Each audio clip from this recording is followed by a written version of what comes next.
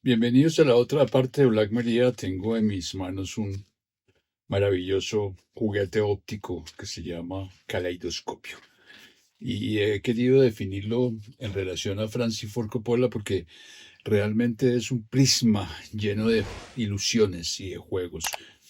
El capítulo de hoy lo he calificado, le he puesto un título bastante sugerente. Se llama El pequeño Peter Pan que encontró su fantasía. ¿Por qué Peter Pan? Porque Peter Pan era el único que tenía campanita, que en este caso podría ser su esposa Ellie, y su fantasía era ser tan grande como nunca lo ha sido nadie. Y en relación a eso, Coppola siendo un gran gigante amable, para aquellos que les gusta el rock se acordarán de ese grupo inglés que se llama Gentle Giant, gigante amable, y eso era Coppola, o es Coppola hasta la fecha. Nace un 7 de abril del año 1939 en Detroit, Michigan. Ese es un dato interesante. Y voy a referenciar, aquí tengo dos puntos para hablar con ustedes. Eh, este libro del Festival de Valladolid del año 2000, 2015, de 2000, sí, 2015, que habla sobre Francis Ford Coppola. Dice renacentista, clásico y moderno. Es el catálogo de ese festival en homenaje a Coppola. Y allí hay un dato interesante cuya presentación la hace la revista Cahiers du Cinéma España, que después se llamaría Caimán. Y para el prólogo de este cuaderno de Caimán de Cine Arte, antes, como decía, Cahiers du Cinéma España, su antiguo director, el director de ese momento, Carlos Heredero, cita una frase de una de las principales películas, digamos de las primeras películas de Francis Ford Coppola, que fue un musical. Se llama El Valle del Arco Iris, una película de 1968 interpretada por Fred Astaire y Petula Clark. Y el título de la letra de una de las canciones que cantan en esta célebre película del 68 dice: sigue al muchacho que persigue el sueño. Y eso parecería como una especie de analogía. Realmente persiguió el sueño. Aún no ha despertado, sigue pensando un sueño que nos llevará a encontrar esa, ese insomnio que le ha causado y que le causó Megalópolis. Ahorita, es el año pasado ya, se presentó en Cannes y obviamente tuvo una división bastante particular entre los detractores, los que se asustan y los que no definen. Pero sin embargo, Coppola sigue soñando. Y hay una frase también muy interesante que encontré en el libro de Rimbaud, del español. Dice: es posible que tenga genio, pero no talento, dice Coppola. Y hay algo muy interesante. Uno pensaría que es una persona ególatra, pero es muy, muy aventado en el sentido de pensar que todo el tiempo sueña, así no esté soñando. Ahora, este hecho que dice que es posible que tenga genio, dice Coppola, pero no talento, lo define como uno de los directores fundamentales de una generación de lo que se va a llamar el nuevo Hollywood. Ese es un punto muy importante porque al igual que lo que se llamó los jóvenes turcos en el cine francés, en la Nouvelle Vague francesa, cuando Truffaut habla del cine de papá, y cuando dice que el cine que se estaba haciendo en ese momento, que era el realismo poético francés, dice que no, que ellos van a cambiar el cine, porque les interesa el cine norteamericano, el cine de autor norteamericano. Y en ese sentido, aquí va a aparecer una analogía similar con el cine norteamericano, pero en varias corrientes. Y se agrega una frase de John Milius, compañero de Coppola, guionista en varias películas de Coppola, a la vez guionista y director, que dice: siempre me decíamos que éramos el caballo de Troya, refiriéndose a Coppola, pero no era verdad. Él ya estaba dentro abriéndonos la puerta. O sea, él fue el caballo de Troya. Y si quisiéramos hacer una analogía, podríamos decir que Truffaut también fue el caballo de Troya, auspiciado por una madera o por un diseñador, un maese que hace el caballo, el maestro que hace el caballo, que fue André Bazin. Y sobre ese caballo partieron todos los demás directores de la Nouvelle Vague, Godard, del mismo Truffaut, Chabrol, etc. Se le denominó a sus compañeros como con un nombre bastante interesante. A los franceses, vuelvo y repito, se le dijeron los jóvenes turcos. La relación de los jóvenes turcos hace injerencia a lo que pasó a comienzos del siglo XX en Turquía, cuando unos pequeños jóvenes quisieron cambiar todo el concepto del Imperio Otomano. Recuerden que durante la Primera Guerra Mundial los turcos estuvieron luchando en esa guerra contra los ingleses. Entonces se les denominó a sus compañeros como los movie brats. Traducido al español de una manera bastante singular, se puede llamar mocosos del cine, quienes compartían en su gran mayoría formación universitaria. Y ahí hay un dato interesante. ¿Por qué se puede afirmar que se le permite la entrada a Hollywood a estos pequeños mocosos del denominado Nuevo Hollywood, del denominado final de la década prodigiosa de Hollywood? Cuando hablamos de la década prodigiosa de Hollywood, acabamos del final de los estudios, de la aparición de la televisión, de la Guerra Fría, de una cantidad de elementos que fueron muy bien aprovechados por un maestro de Coppola que fue Roger Corman, como decíamos en el programa anterior. A eso habría que agregarle que el sistema de estudio realmente no era tan determinante como fue cuando se habló del famoso época o el Edén de ese famoso Hollywood. Las cosas han cambiado. Entonces, es así como se pueden sugerir varios devaneos en la historia del cine, concretamente en ese periodo y en el cine norteamericano, que recoge dos grandes comportamientos de formación del cine norteamericano existentes, que era la costa este y la costa oeste. Si vamos a la costa este, hablamos de Nueva York, la escuela realista de Nueva York, hablamos de los underground, de los Johann Mekas, de Shirley Clark y de John Cassavetes.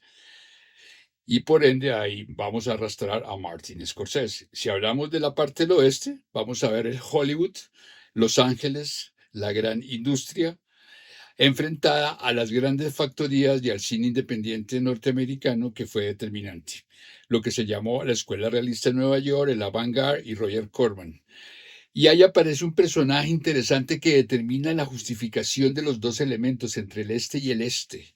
Es como una especie de iglú gigantesco que nadie es capaz de romper, pero todos están viviendo allí, que se llamó Roger Corman y su famoso Aladino, porque cada vez que frotaba su lámpara aparecían directores, actores, películas y rompió un modelo cinematográfico bien interesante. Y va a aparecer otro personaje no tan determinante que veremos en el siguiente capítulo, que se va a llamar Russ Meyer, que ya llegaremos a su punto. Traigo también a cotación esta maravillosa revista que ya se acabó de José Luis García, que se llamaba Nickelodeon. Es una revista de 2002 y está dedicado al Padrino. Trae tal vez uno de los más grandes trabajos sobre el Padrino. Son alrededor de 150 páginas sobre el Padrino que va a ser parte también de esta presentación. Sigamos con el señor Coppola. Cabe citar el trabajo del crítico norteamericano Andrew Sarris. Allí va a ser determinante porque la crítica cinematográfica siempre se preocupó fue por el cine europeo, no tuvo presente el cine norteamericano y menos estos personajes tan Peter Pan, como alguien los definió, que solo hablaba de fantasías, de buscar el mundo. Sarris, quien en 1962 introdujo el concepto de la teoría del autor, ojo, para no equivocarnos, esa teoría del autor la retoma de su conocimiento de haber estado en Francia estudiando y de ser amigo personal de Jean-Luc Godard y Truffaut. El gran problema era, así como los norteamericanos hablaban de la teoría del autor en relación al cine norteamericano, este señor Sarris le remite la opinión de los franceses al cine norteamericano, no pero de los jóvenes turcos ni de los mocosos, sino simplemente a aquellas películas que de alguna manera fueron determinantes en el final de los estudios. Ahora, dentro de ese equilibrio de críticos que van a ser determinantes, en la cual, ojo, Coppola no era determinante en este periodo y eso es muy importante, va a aparecer también Pauline Kael, la de Kiss Me, Kiss Me, que hizo un gran trabajo sobre Orson Welles. Como antecedente de toda esa serie de benefactores que nunca trataron a Coppola, sino muchos años después los citaron eventualmente, está Saris, está Pauline Kael, está J. Hoverman y está Manny Faber, que coincidenzaban que era el iconoclasta.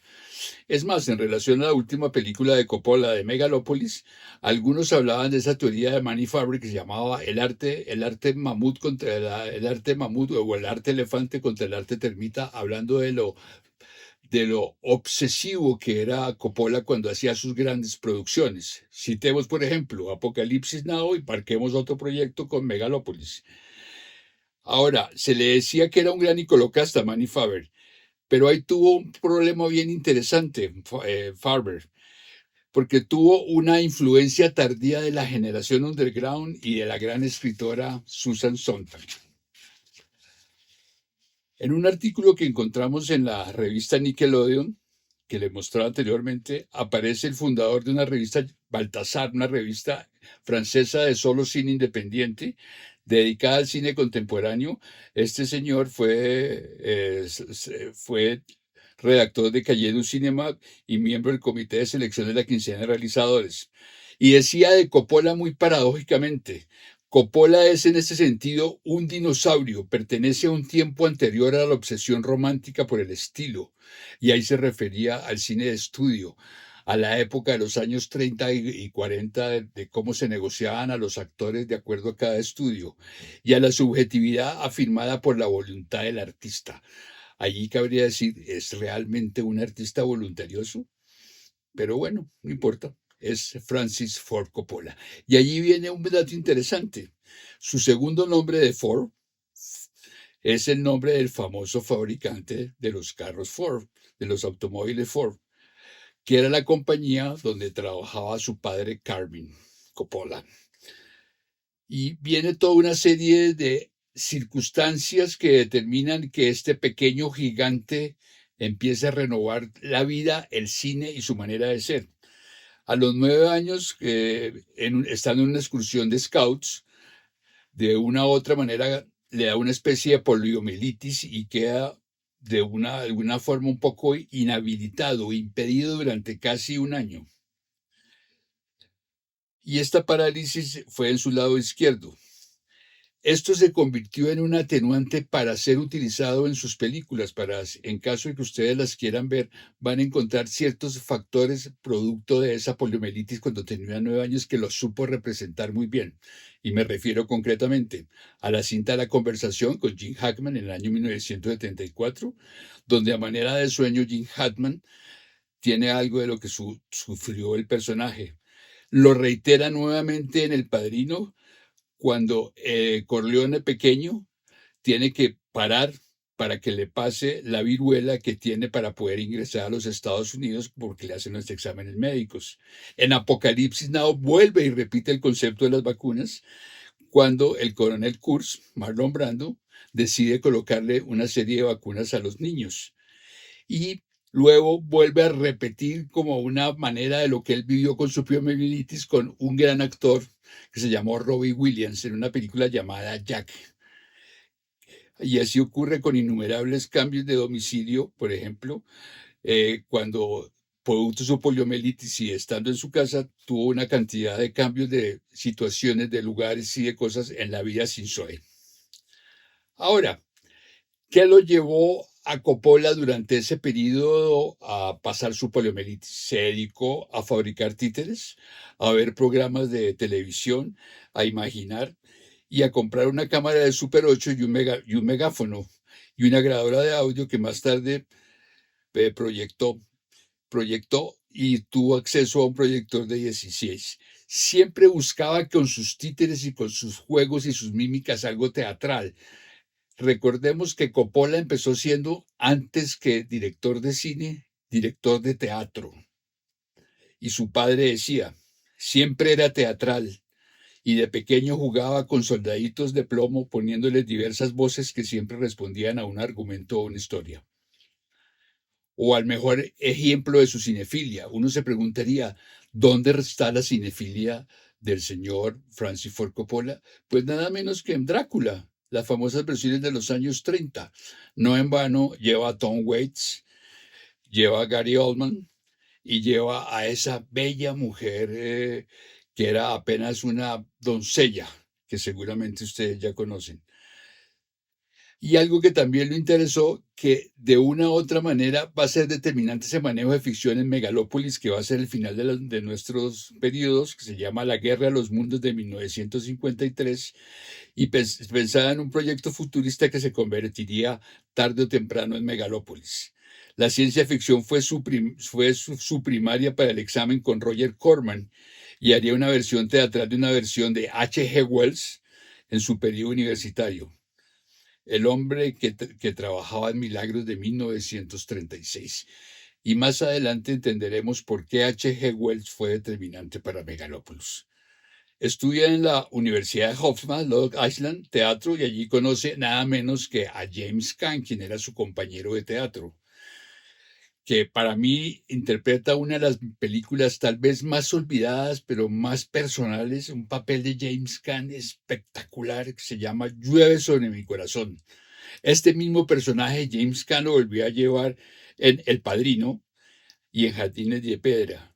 También conoce a Robert Spiota, futuro presidente de Southrop Studios, y a Lani Kazan, actriz de Corazonada, o en un lugar del corazón, y crea y crea una especie de cinemateca en esa universidad que se llama Hofstra Cinema Workshop, una sala académica para programar cine, más que cineclub, era para escribir, y al tiempo fue editor de revistas de estudiantes, cosa que después va a trabajar en su famoso periodo Zoetrope. O sea, es toda una concatenación de circunstancias que nos lleva a una cosa absolutamente impresionante. Es un niño que sueña, es un Peter Pan, como decía. Y aquí hay un dato interesante. Recoge un cuento en homenaje al señor Voltaire, a partir de un cuento que amo que se llama Cándido Sadig. Y lo que él escribe es Cándido o el pesimismo, es el cuento que escribe Coppola con el nombre de François-Marie Aurlet de Coppola. Luego de todo este trabajo teatral, decide encontrar el séptimo arte, el cine, el movimiento. Ya lo había imaginado, lo había compartido, lo tenía preparado.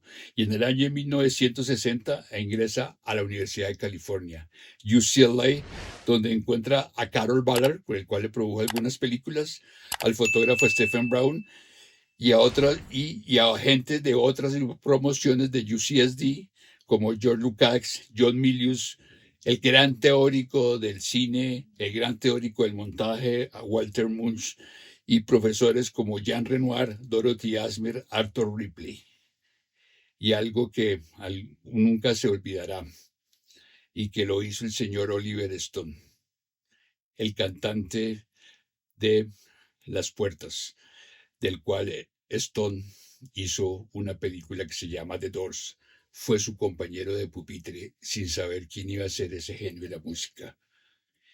Y todo eso lo llevó a cerrar ese periodo del UCLA en sus futuras películas con motivos de inspiración que se centraron a raíz de sus profesores y de sus teorías cinematográficas que le infundieron, como el efecto Kuleshov de montaje, todo el trabajo poético y pictórico de Jean Renoir de su periodo americano, al señor Einstein hablando de los conceptos de montaje, a Robert Bresson sobre el concepto de los actores, y Antonioni, del cual veremos en el capítulo 5 cómo se crea Antonioni y cómo llega el cine digital, y Orson Welles, quien es tal vez el único referente del cine norteamericano que lo mantuvo vivo. Acabamos de ver a este pequeño Peter Pan rodeado de un calidoscopio que son ustedes, oyentes. Gracias.